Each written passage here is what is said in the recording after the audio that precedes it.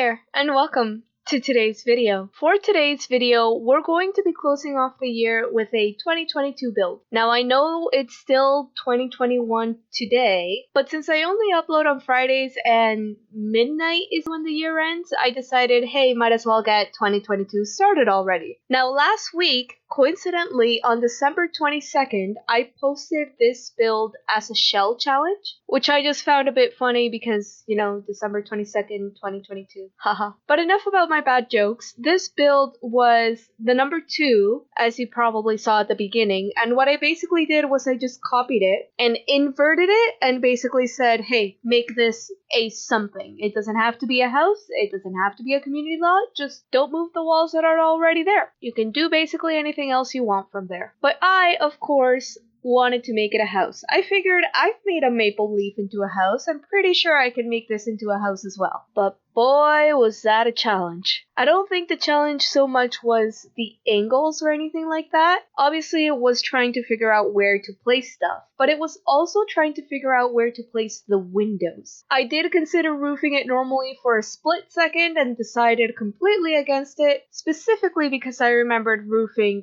the maple leaf house. So all the roofing was basically just platforms, and I decided to go for a more modern feel in this house. I've been doing a lot more traditional houses, I think, lately, so I decided, hey, time to do a bit of a modern one this time around. Especially with all the angles, I thought it was really going to suit it. So on the outside, I went very dark and a lot of stones, but on the inside, I was thinking more of very light woods, maybe some concrete flooring for the kitchen and the bathrooms, which I always end up using the sidewalk one, just because the straight up concrete flooring in The Sims, it just kind of looks like you didn't put anything on the floor. So I guess I just like the texture a bit more. Now, considering how weird the house shape was and where things were being placed in this house, I decided, yep, this definitely needs to be playtested. So don't worry, that is specifically the reason why I had a sim on here since the beginning, since I figured there was gonna be a lot of back and forth, which I did edit that out, don't you worry about it. Now, the house itself actually ended up having more of everything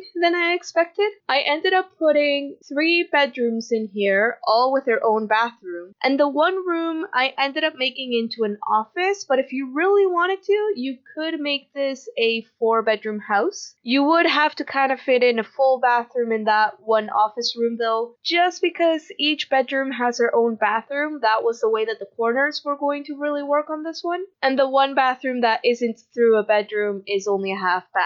So can't really do much there if you want to add a shower. It was quite tight to add a toilet and a sink in there as it was. Now I started building the house on one lot, which it ended up being, I believe, a 20 by 30, and I ended up moving to a 30 by 40, which admittedly does end up being a bit big, but when I was doing the layout, there is this one hallway that leads towards 2 of the bedrooms, and one of them I ended up putting a door to make it kind of like an inner courtyard. Just because following standard shell challenge rules, you can't really make that into a room, so I decided to just make it a little bit of a hangout area, I guess. And I was kind of debating making that hallway into a living room, but considering where the door was, it was going to be a very weird placement, so I ended up just making it a hallway and I put like a chess table in there. And the other side of the hallway, I ended up putting a door that I wanted it to lead to some sort of patio. That was the main reason why I moved lots, but it ended up actually working out really well, since I ended up even putting a pool and everything. I wanted to shape it like a 2 as well. It looked really weird, so I did my best.